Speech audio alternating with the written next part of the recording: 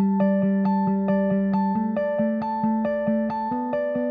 think that knowing how the guys think, knowing how to motivate them, I've always been a guy who has a positive outlook on things, and having that positivity when I'm teaching them about another team or about their own game, developing, the relationships with them, letting them know that, I really care about their career. And not only, on the court, but off the court, some of the things that I've been, through as a player, that I'm able to talk to them and guide them and help them.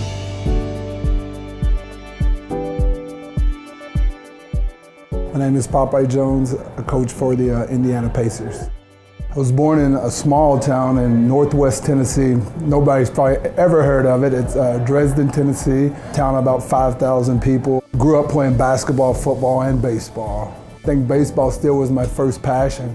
I loved it. I loved to pitch, but it was something about basketball, I think, that drew me in. Got a scholarship, went to Murray State, right across the Tennessee-Kentucky state line, about an hour. Played 4 years there at Murray State, and then got drafted into the NBA.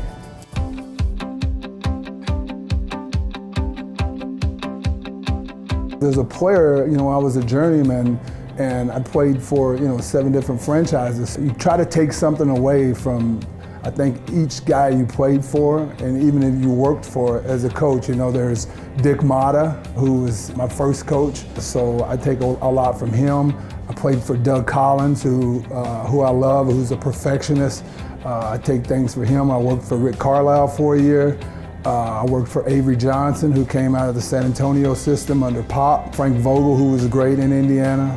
Learned from him. And then there's Nate, who I currently, work for now. All those guys have been instrumental in developing me as a coach.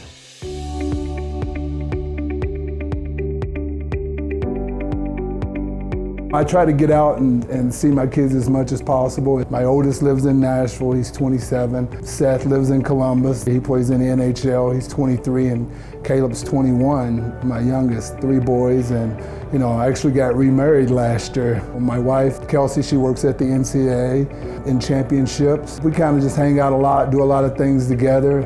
She played basketball at the University of Iowa, so she gets it. One of our biggest hobbies, obviously with hockey players, is golf. They do like to play basketball, so they just didn't want to play professionally. So we play basketball, we get on the court, play horse, play one-on-one in the post. They're getting a little bit big and strong for me, though. I noticed that about a month ago when we were playing.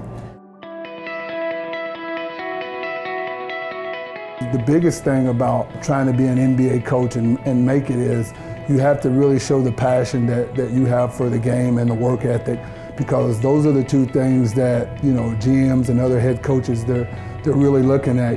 Does this guy really want to put in the hours? Does he really want to do the work that it takes to be successful?